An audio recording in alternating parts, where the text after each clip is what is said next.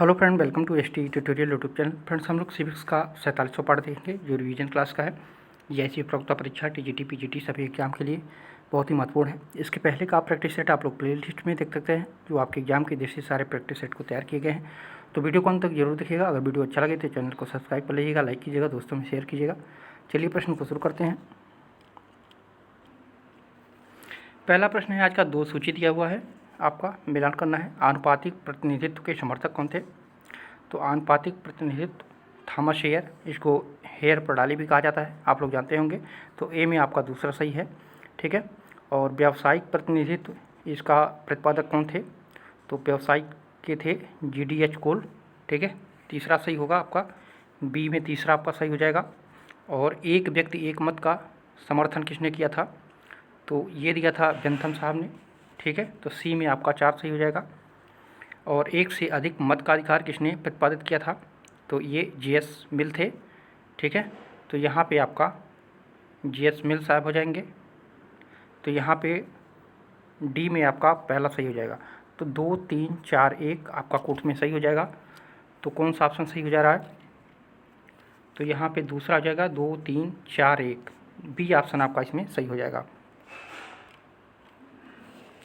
अगला क्वेश्चन है, निम्नलिखित में से कौन कंपैरेटिव पॉलिटिक्स ए डेवलपमेंट अप्रोच पुस्तक के लेखक हैं? तो Gabriel almond, A option correct होगा, ठीक है। ग्रेबियल आमंड इसके रचयिता हैं। राजनीतिक विकास के लक्षणों की पहचान के लिए जो है राजनैतिक प्रणाली के संरचनात्मक क्रियात्मक विश्लेषण का जो है विवरण देकर GA आमंड और GB पावेल ने अपनी महत्वपूर्ण कृति comparative politics and development approach के अंतर्गत जो है राजनीतिक विकास के दूसरे प्रतिरूप की जो है स्थापना किया था। तो इसमें इसी बात की विवरण इसमें दी गई थी। तो यहाँ पे ए ऑप्शन आपका सही हो जाएगा। अगला क्वेश्चन है, निम्नलिखित विद्वानों में से किसका विचार यह है कि जनमत के निर्माण में सर्वप्रथम भूमिका पर्यावरण की होती है? सर्वप्रथम भूमिका जो है पर्यावरण की होती है। तो ये था आपका वाल्टर लिपमैन का, ए ऑप्शन करेक्ट होगा, ठीक है। वाल्टर लिपमैन ने जो है जनमत निर्माण के तथ्य को उस परिवेश से जोड़ा है जिसमें लोग रहते हैं, और उसके विचार में व्यक्ति के राजनीतिक विचारों का निर्माण काफ़ी सीमा तक उस जानकारी से होता है जो अपने चारों ओर के परिवेश से प्राप्त होता है, अर्थात पर्यावरण से पर्याप्त होता है।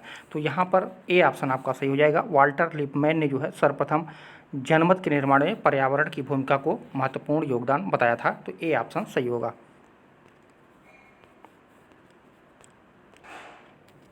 अगला क्वेश्चन है, निम्नलिखित में से कौन सा आमंड के दबाव समूहों के वर्गीकरण में सम्मिलित नहीं है पूछा यहाँ पे।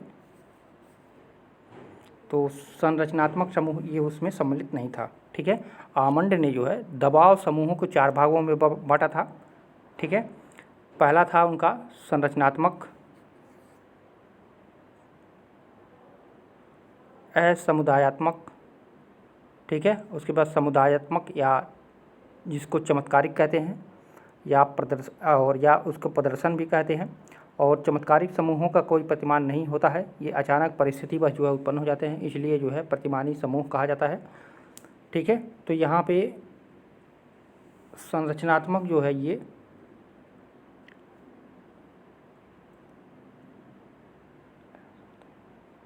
बी वाला सही हो जाएगा, सॉरी, ठीक है। संस्थागत नहीं था, ठीक है, समुदायात्मक था और असमुदायात्मक था, ठीक है। संरचनात्मक, असमुदायात्मक, समुदायात्मक और अप्रतिमानी, और एक कौन था? चमत्कारिक, ठीक है। तो ये 4 समूहों में उन्होंने वर्गीकरण किया था। जिसमें सम्मिलित नहीं था पूछा है, तो संस्थागत समूह इसमें सम्मिलित नहीं किया गया था, ठीक है। तो यहाँ पे भी ये ऑप्शन आपका करेक्ट हो जाएगा। 38 नंबर क्वेश्चन है, ये किसका विचार था कि सरकार के निरंकुश कार्यों को सीमित करना? सरकार के निरंकुश कार्यों को सीमित करना, तो ये विचार किसका था? तो ये स्ट्रांग का था, डी ऑप्शन करेक्ट होगा। इनका पूरा नाम था CF स्ट्रांग, ठीक है, CF स्ट्रांग था। और इन्होंने संविधान शासन का उपकरण अथवा देश का मौलिक कानून है, और यही वह वस्तु है जिसके लक्ष्य शासन की मनमानी कार्यवाही को प्रतिबिंबित करता है, और शासितों को अधिकारों का प्रत्याभूत करना तथा प्रभुसत्ता संपन्न सत्ता के संचालन की व्याख्या करना, यही इन्होंने बताया था। और ये भी कहा था कि सरकार के निरंकुश कार्यों को सीमित करना ही जो है कानून की प्रत्याभूति करने की बराबर है। ठीक है, तो यहाँ पे डी ऑप्शन आपका करेक्ट हो जाएगा। अगला क्वेश्चन है, लिखित और अलिखित संविधानों के बीच केवल मात्रा का भेद है, प्रकार का नहीं। यह जो है वक्तव्य किसका है? तो ये गार्नर महोदय ने कहा था। ठीक है, बी ऑप्शन करेक्ट होगा। गार्नर ने कहा था लिखित और अलिखित संविधानों में केवल मात्रा का भेद है, प्रकार का नहीं है। ठीक है, और देखा जाए तो स्ट्रांग ने भी एक कोटेशन दिया था, ये भी इम्पॉर्टेंट है, ये भी पूछा जाता है। और इन्होंने बताया था यह मिथ्या भेद है क्योंकि कोई भी ऐसा संविधान नहीं है जो पूर्ण रूप से लिखित है। ठीक है, तो पूर्ण रूप से किसी भी संविधान को लिखित नहीं मानता था किसने? स्ट्रांग ने। ये क्वेश्चन पूछा भी क्या है, इसको भी आप लोग याद रखिएगा। और गार्नर महोदय ने कहा था कि संविधानों के बीच केवल मात्रा का भेद है, प्रकार का भेद नहीं है, प्रकार का नहीं। ठीक है, तो यहाँ पे दोनों पॉइंट को आप लोग याद रखिएगा। अगला क्वेश्चन है, निम्नलिखित में से किस देश समूह में एकात्मक संविधान है? एकात्मक संविधान है तो ऑप्शन नंबर ए सही हो जाएगा, ग्रेट ब्रिटेन, चीन और फ्रांस में। ठीक है, वर्तमान समय में अगर देखा जाए तो England, Japan, Norway, Sweden, Belgium, Holland, France, Italy, ये जितने भी देश हैं, जब जितने भी राज्य में जो है इसमें जो है एकात्मक शासन व्यवस्था है। ठीक है, और सर्वाधिकारी देशों में शक्ति का केंद्र जो है एक ही राजनीतिक दल में होता है, इसलिए जो है चीन में एकात्मक शासन माना जाता है। ठीक है, तो यहाँ पे चीन, फ्रांस और ग्रेट ब्रिटेन हो गया, Holland, Italy, Belgium, Sweden, Norway, Japan, यहाँ सभी में जो है एकात्मक संविधान की व्यवस्था है। ठीक है, तो यहाँ पे ए ऑप्शन आपका सही हो जाएगा।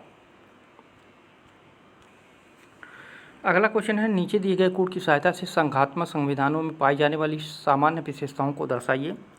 तो संघात्मक संविधान की विशेषताएं कौन कौन सी हैं?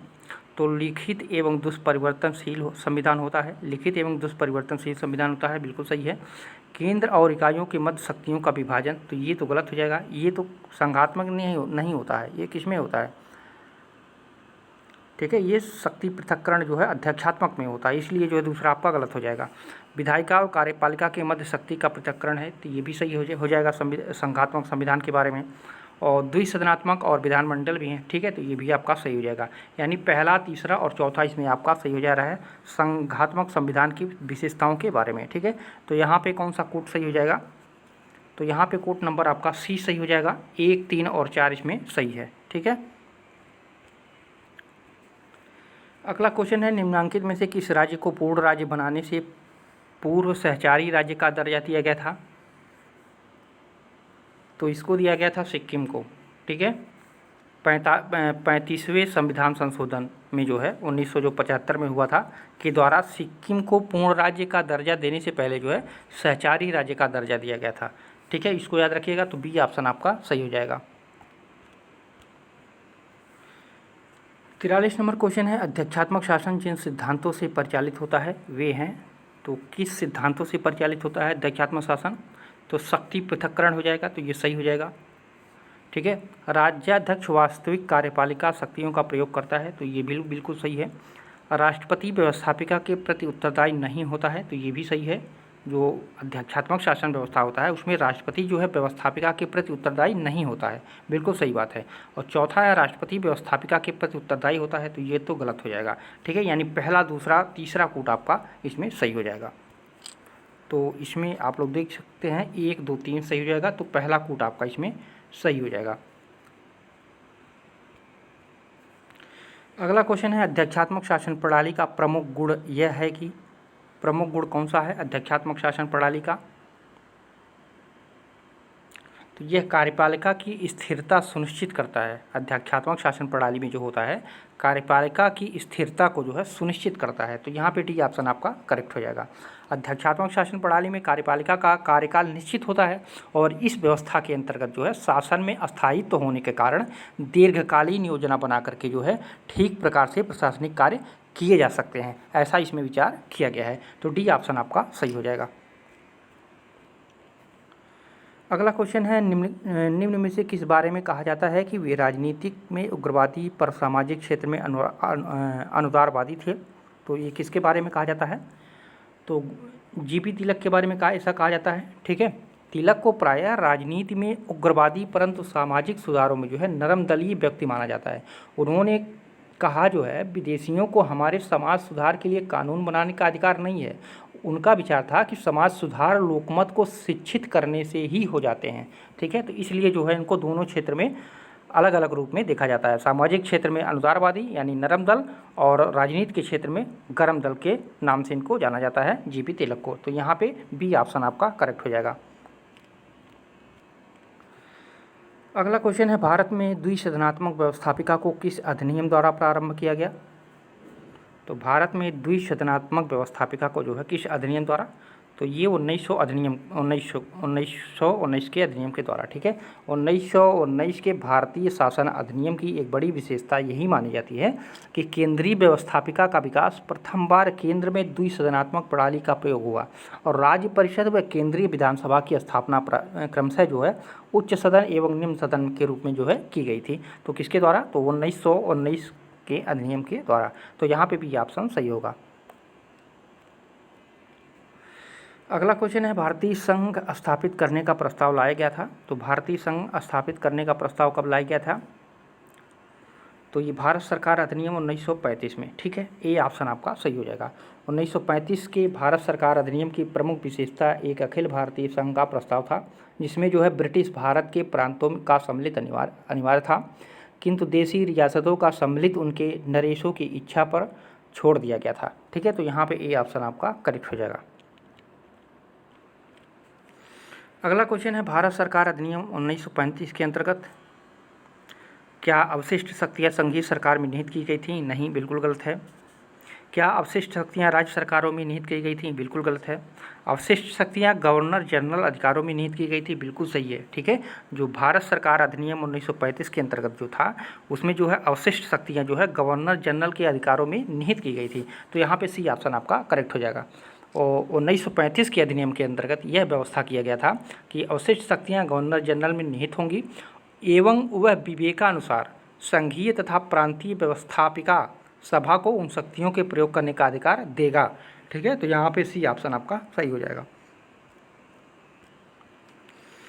अगला क्वेश्चन है, भारत में संविधान की मूल संरचना के सिद्धांत का स्रोत है। तो भारत के संविधान में जो है मूल संरचना के सिद्धांत का स्रोत कौन सा है? तो ये न्यायिक व्याख्या है। ठीक है, पी ऑप्शन करेक्ट होगा। केशवानंद भारती बनाम केरल राज्य जो 1973 का विवाद था। ठीक है, इस बाद में जो है उच्चतम न्यायालय द्वारा मूल संरचना के सिद्धांत का प्रतिपादन किया गया था। उसके पश्चात जो है सभी वादों में उसी सिद्धांत का जो है न्यायिक व्याख्या किया गया था। तो यहाँ पे भी ऑप्शन आपका सही हो जाएगा। अगला क्वेश्चन है, भारतीय संविधान स्पष्ट रूप से प्रेस की स्वतंत्रता की व्यवस्था नहीं करता, परंतु यह स्वतंत्रता अंतर्निहित है किस अनुच्छेद में? तो ये निहित है 19 का 1 के अ में। ठीक है, आप लोग जानते होंगे, ए ऑप्शन करेक्ट होगा। संविधान का जो अनुच्छेद 19 का 1 अ है उसमें प्रेस की स्वतंत्रता अंतर्निहित है अप्रत्यक्ष रूप से। ठीक है, और इसी अनुच्छेद में जो है सभी नागरिकों को विचार एवं अभिव्यक्ति की स्वतंत्रता दी गई है, लेकिन इस पर जो है भारत की संप्रभुता एवं अखंडता, राज्य की सुरक्षा, विदेशी राज्यों के साथ मैत्रीपूर्ण संबंध, लोक व्यवस्था एवं शिष्टाचार तथा न्यायालय अवमानना के आधार पर जो है प्रतिबंध लगाया जा सकता है। ठीक है, तो यहाँ पे ए ऑप्शन आपका करेक्ट हो जाएगा। अगला क्वेश्चन है, भारत का राष्ट्रपति चुने जाने वाले प्रथम गैर कांग्रेसी उम्मीदवार कौन थे? तो भारत का राष्ट्रपति चुने जाने वाले प्रथम गैर कांग्रेसी उम्मीदवार जो थे वीवी गिरी थे। ठीक है, 1969 के चुनाव में जो है पहली बार कांग्रेस द्वारा समर्थित प्रत्याशी संजीव रेड्डी प्रधानमंत्री इंदिरा गांधी द्वारा समर्थित उम्मीदवार वीवी गिरी हार गए थे। ठीक है, तो यहाँ पे ए ऑप्शन आपका सही हो जाएगा। अगला क्वेश्चन है, निम्नांकित में से कौन भारत का प्रधानमंत्री नियुक्त किए जाते समय राज्यसभा का सदस्य था? तो इसमें तो आप लोग जानते होंगे इंदिरा गांधी थी। ठीक है, संविधान के अनुसार यह आवश्यक नहीं है कि प्रधानमंत्री का चयन जो है निम्न सदन से ही किया जाए, यानी लोकसभा से ही किया जाए। ठीक है, 1966 में जो है इंदिरा गांधी को जब प्रधानमंत्री नियुक्त किया गया तो वह राज्यसभा से मनोनीत सदस्य थीं, और मनमोहन सिंह भी थे। ठीक है, ये भी आप लोग जानते होंगे। तो यहाँ पे सी ऑप्शन करेक्ट होगा। अगला क्वेश्चन है, निम्नलिखित में से किसने उत्तर प्रदेश के राज्यपाल के रूप में कार्य नहीं किया है? तो बी गोपाल रेड्डी थे, एम चिन्नम्मा रेड्डी ये भी थी, ब्रह्मानंद रेड्डी ये नहीं थे, ठीक है। तो यहाँ पे विश्वनाथ प्रसाद दास 1962 में, बी गोपाल रेड्डी जो थे ये थे आपका 1967 में थे, ठीक है। और एम चिन्ना रेड्डी 1974 में थे। और श्री ब्रह्मा रेड्डी ने उत्तर प्रदेश के राज्यपाल के रूप में कार्य ये नहीं किए थे, ठीक है। तो याद रखिएगा यहाँ पे। और ये विश्वनाथ प्रसाद जो है 1962 में थे राज्यपाल, ठीक है। तो ये नहीं थे, सी ऑप्शन आपका करेक्ट हो जाएगा। अगला क्वेश्चन है, भारत में किसी राज्य कानून को की संवैधानिक वैधता को चुनौती दी जा सकती है तो कहाँ पे? उच्च न्यायालय में, कि सर्वोच्च न्यायालय में, कि दोनों में, कि प्रशासनिक न्यायालय में? तो यहाँ पे सी ऑप्शन करेक्ट होगा, ठीक है। भारत के किसी राज्य कानून की संवैधानिकता के परीक्षण का अधिकार जो है उच्च न्यायालय एवं उच्चतम न्यायालय दोनों को दिया गया है। तो सी ऑप्शन करेक्ट होगा। अगला क्वेश्चन है, भारतीय संविधान के निम्न संशोधनों में से किसने ग्राम पंचायतों में महिला आरक्षण का प्रावधान किया गया है? तो किसमें किया गया है? तो ये 73वां संविधान संशोधन, ठीक है। 73वें संविधान संशोधन द्वारा जो है त्रिस्तरीय पंचायतें स्थापित करने की बात कही गई थी। और प्रत्येक पंचायत में जो है प्रत्यक्ष निर्वाचन से भरे जाने वाले कुल स्थानों में से जो है 1/3 स्थान जो है महिलाओं के लिए आरक्षित होंगे, ऐसा कहा गया था 73वां संविधान संशोधन में, ठीक है। तो यहाँ पे भी ये ऑप्शन आपका सही हो जाएगा। अगला क्वेश्चन है, संयुक्त राज्य अमेरिका का राष्ट्रपति ब्रिटिश राजा से अधिक भी है और कम भी, वह ब्रिटिश प्रधानमंत्री से अधिक भी है और कम भी। यह टिप्पणी किसने किया था? तो ये लास्की ने कहा था, ठीक है। हेराल्ड लास्की की एक पुस्तक थी द अमेरिकन प्रेसिडेंट, और इसमें इन्होंने संयुक्त राज्य अमेरिका के राष्ट्रपति पद पर विचार व्यक्त करते हुए लिखा था कि संयुक्त राज्य अमेरिका का जो राष्ट्रपति होता है एक सम्राट से कम तथा अधिक होता है, और वह एक प्रधानमंत्री से भी कम तथा अधिक होता है, और उसके पद का जितना ही सावधानी से अध्ययन किया जाए उतना ही उसकी अनुपमता का बोध होता है। तो ऐसा उन्होंने अपनी पुस्तक में लिखा था द अमेरिकन प्रेसिडेंसी में, ठीक है। तो ये लास्की महोदय ने कहा था, इनकी पुस्तक थी दी अमेरिकन, इसको याद रखिएगा, दी अमेरिकन प्रेसिडेंसी, ठीक है। तो सी ऑप्शन करेक्ट होगा। अगला क्वेश्चन है, निम्नलिखित में से बजट का सही अर्थ कौन सा है? निम्नलिखित में से बजट का सही अर्थ कौन सा है? तो अनुमन्य व्यय और राजस्व रोपण के साधन और तरीके, ठीक है, सी ऑप्शन करेक्ट हो जाएगा।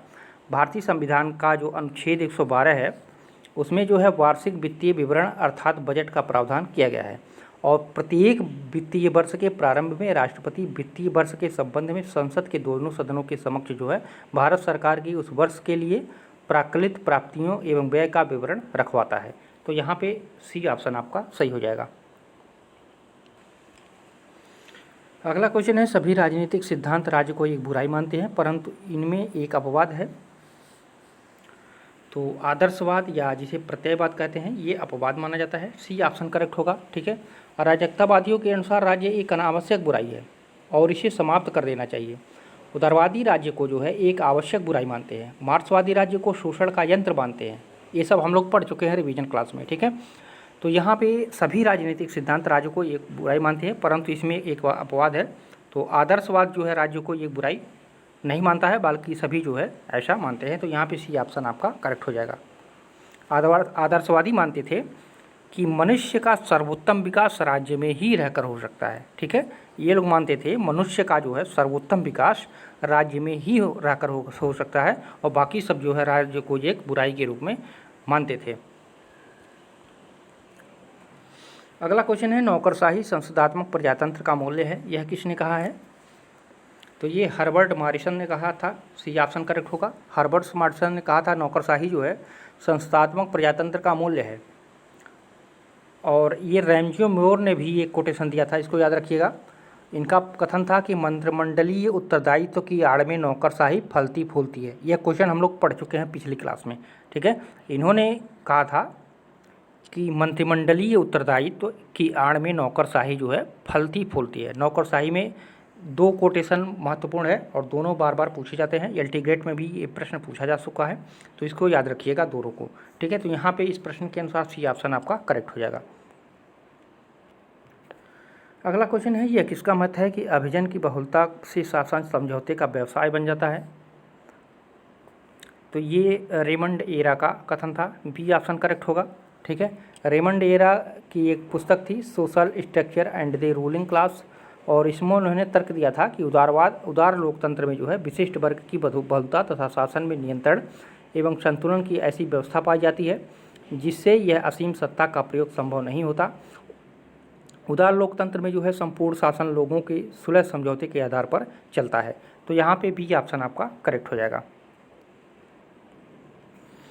अगला क्वेश्चन है, निम्नलिखित में से कौन सा सुमेलित नहीं है? अल्पतंत्र का लॉ सिद्धांत रॉबर्ट मिचेल्स, बिल्कुल सही है। अभिजन शक्ति अभिजन का सिद्धांत पेरोटे ने दिया था, तो ये गलत है। ठीक है, अभिजन शक्ति अभिजन जो था ये सी राइट मिल्स की रचना थी। ठीक है, सी राइट मिल्स की, इसको याद रखिएगा, पेरोटो का नहीं था। ठीक है, पेरोटो की जो रचना थी, पेरोटो की अगर देखा जाए तो इनकी रचना थी the mind and society, the mind and society, तो दोनों को याद रखिएगा। शक्ति अभिजन किसका था? तो सी राइट्स मिल्स का, और पेरेटो का था तो द माइंड एंड सोसाइटी था, और शासक वर्ग मोस्का, अब वर्गहीन समाज जो है मार्क्सवाद। ठीक है, मार्क्स था। तो इन चारों को याद रखिएगा अच्छी तरीके से, बहुत ही इम्पॉर्टेंट है। अगला क्वेश्चन है, तीन विचारधाराओं यथार्थवाद, तर्कबुद्धिवाद तथा क्रांतिवाद के संयोजन के रूप में अंतर्राष्ट्रीय समाज सिद्धांत का प्रवर्तन किसने किया था? तो ये किया था मार्टिन वाइट ने, ये ऑप्शन करेक्ट होगा। ठीक है, जो तीन विचारधारा था यथार्थवाद, तर्कबुद्धिवाद तथा क्रांतिवाद के संयोजन के रूप में जो है अंतर्राष्ट्रीय समाज सिद्धांत का प्रवर्तन मार्टिन वाइट ने किया था। तो यहाँ पे ए ऑप्शन आपका सही हो जाएगा। अगला क्वेश्चन है, निम्नलिखित में से कौन कौन से सिद्धांत मार्गन्थाउ द्वारा प्रतिपादित यथार्थवादी सिद्धांत के अंतर्गत आते हैं? अस्थायी और अपरिवर्तनीय मानव प्रकृति की मूल में राजनीति स्थित होती है, तो ये आता है, बिल्कुल सही है। मानव अस्तित्व में स्वहित आधारभूत तत्व है, ये भी सही है। बल प्रयोग केवल विदेश नीति का अंग है, तो ये गलत हो जाएगा आपका। ठीक है, राष्ट्रीय हित को शक्ति के रूप में जो है परिभाषित किया जाता है, तो ये भी आपका सही है। ठीक है, यानी पहला, दूसरा और चौथा जो है आपका ये मार्गन्थाउ द्वारा प्रतिपादित यथार्थवादी सिद्धांतों के अंतर्गत पाया जाता है। तो यहाँ पे कौन सा कूट सही हो जाएगा? 1 2 4, तो यानी कूट नंबर बी आपका सही हो जाएगा। 1 2 4 जो है ये मार्गन्थाउ द्वारा प्रतिपादित यथार्थवादी सिद्धांत के अंतर्गत सम्मिलित है। ठीक है,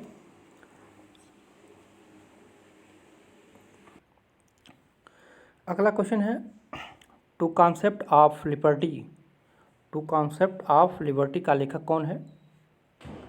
तो ये पुस्तक है ईसा बर्लिन की। ठीक है, बी ऑप्शन करेक्ट होगा। इसको हिंदी में भी कभी कभी पूछता है, इसकी हिंदी होगा आपका स्वतंत्रता की दो संकल्पनाएं। ठीक है, स्वतंत्रता की दो संकल्पनाएं, इसके पुस्तक के लेखक कौन है? ईसा बर्लिन। तो ये दोनों याद रखिएगा, हिंदी और इंग्लिश दोनों पूछा जाता है, और इसको इन्होंने लिखा था 1958 में। ठीक है, और इसमें इन्होंने बताया था कि राज्य केवल व्यक्ति की नकारात्मक स्वतंत्रता की रक्षा कर सकता है, सकारात्मक स्वतंत्रता की रक्षा करना राज्य के कार्य के क्षेत्र में नहीं आता है। इस पुस्तक में ऐसा इन्होंने व्यवस्था बताया था। तो बी ऑप्शन आपका सही हो जाएगा। अगला क्वेश्चन है, अलिखित संविधान उसे कहते हैं जो अंशतः लिखित हो, मतलब कम लिखित हो। ठीक है, अलिखित संविधान वह है जिसके अधिकांश अंश अलिखित हो, परंपराओं रूढ़ियों पर आधारित हों, तथा लिखित संविधान जो होता है बहुत संक्षिप्त होते हैं, अर्थात अंशतः लिखित हों, तथा संविधान के अधिकांश नियमों का अस्तित्व व्यवहारों और प्रथाओं के रूप में होता है। तो ब्रिटिश का संविधान अलिखित संविधान का माना जाता है, क्योंकि वहाँ पे जो है प्रथाओं रूढ़ियों परंपराओं पर आधारित वो संविधान है, इसलिए जो है उसको अलिखित संविधान के रूप में जाना जाता है। तो ब्रिटेन का संविधान ये मुख्य उदाहरण आप लोग देख सकते हैं अलिखित संविधान का। तो यहाँ पे भी ऑप्शन आपका सही हो जाएगा। तो फ्रेंड्स, ये रहे महत्वपूर्ण प्रश्न कुछ। कैसा लगा वीडियो कमेंट कीजिएगा। वीडियो को अंत तक देखने के लिए आप सभी को धन्यवाद, और वीडियो को लाइक भी और शेयर भी कर दीजिएगा। तो फिर मिलते हैं अगले पार्ट में।